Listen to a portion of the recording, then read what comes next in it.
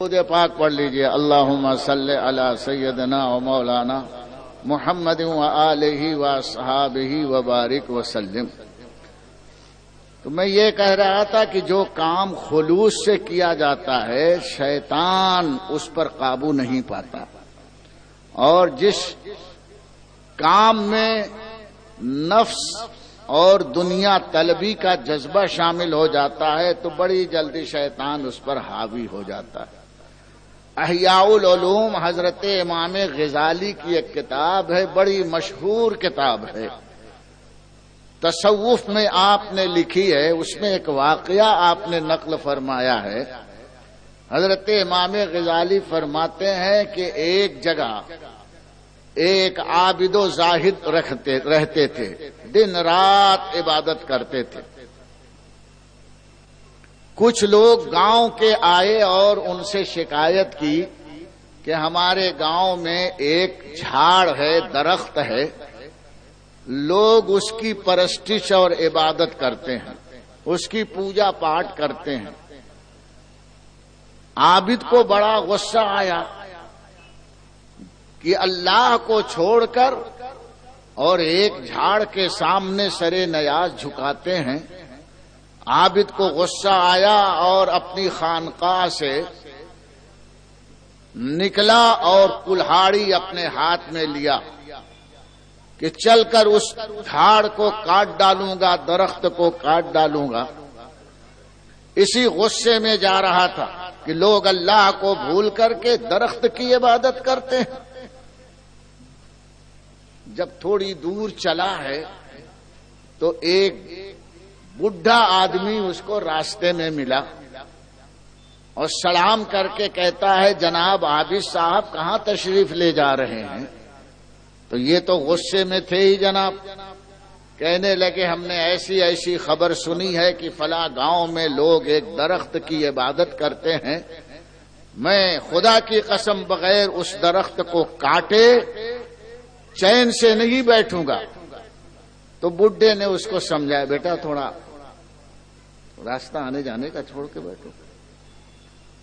اس بڑے میاں نے سمجھانا شروع کیا کہ بھئی کائے کو اس لفڑے میں پڑتا ہے، اللہ اللہ کر جا کے، وہ جو کر رہے ہیں وہ اس کے ذمہ دار ہیں، قیامت میں ان سے اللہ پوچھے گا، لا تزرو وازرتم وزر اخری، ایک کا بوجھ دوسرے پر نہیں ڈالا جاتا ہے۔ اتنی دور تو جا رہا ہے، آئے گا، اتنی دیر میں تو کتنی مرتبہ تو اللہ اللہ کر لیتا، خدا کا ذکر کر دیتا، خدا کے ذکر کو چھوڑ کر ان کے لفڑے میں پڑ گیا ہے۔ بات اچھی بول رہا تھا نا، قاعدے کی بات ہے کہ جا اللہ اللہ کر، وہ کر رہے ہیں، شرک کر رہے ہیں، کفر کر رہے ہیں، وہ جانے۔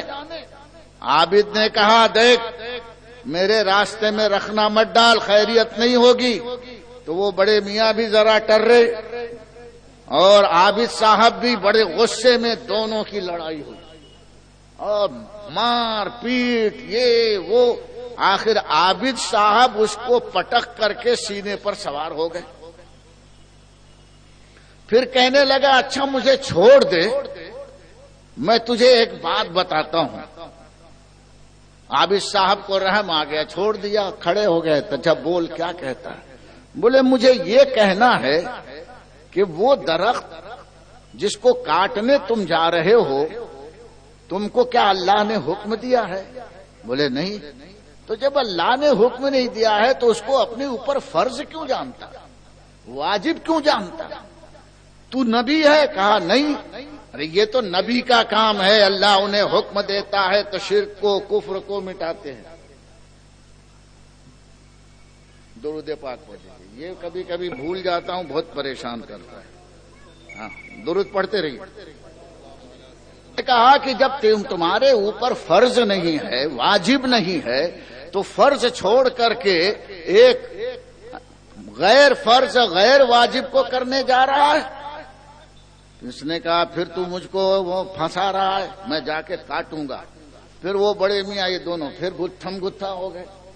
پھر عابد صاحب نے اس کو اٹھا کر کے پٹکا اور پٹک کر کے کہنے لگا کہ اچھا دیکھ مجھے چھوڑ دے تجھ کو ایک بڑے فائدے کی بات بتاتا ہوں۔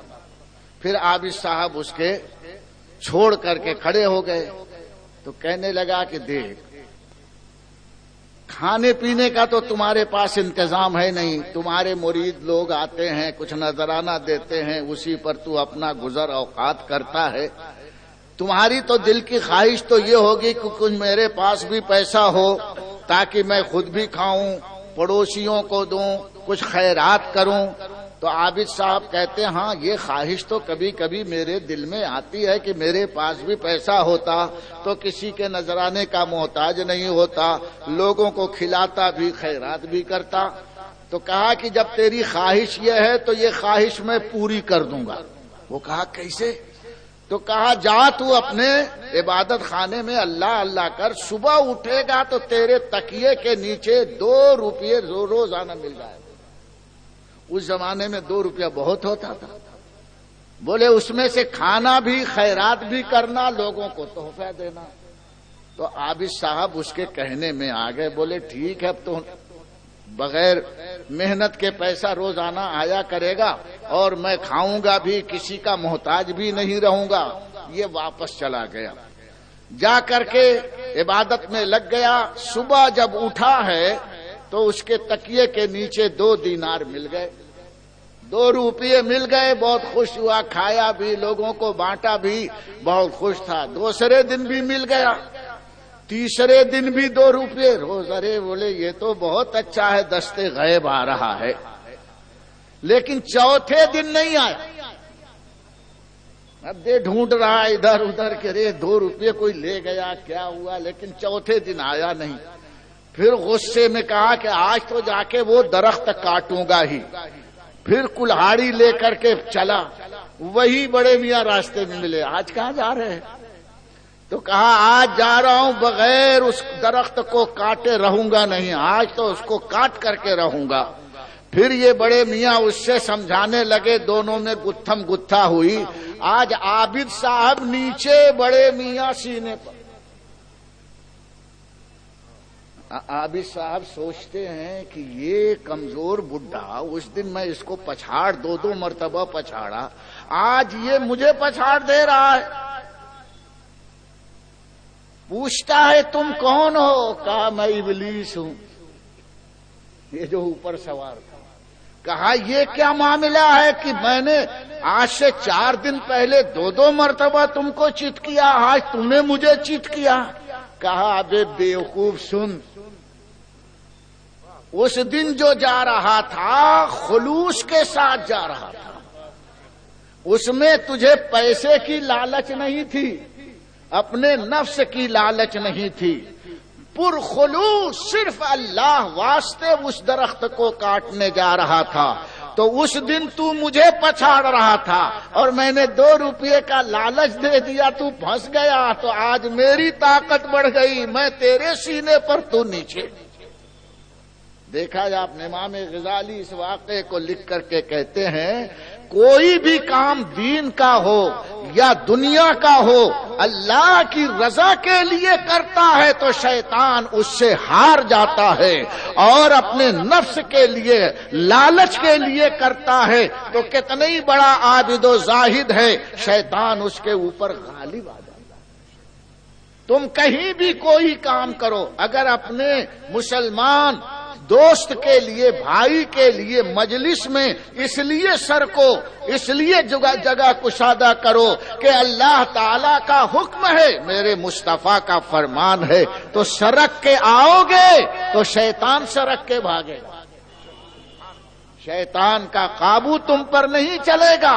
اور اگر دنیا داری میں پھنس گئے، اپنے جذبہ نفسانی کی وجہ سے بڑے سے بڑا کام کر گئے، تو یقین جانو نہ چلہ کام آئے گا، نہ چلی کام آئے، نہ نماز کام آئے، نہ اجتماع کام آئے، سب تمہارے منہ پر کل قیامت میں مار دیا جائے گا، کوئی عبادت کام آنے والی نہیں ہے۔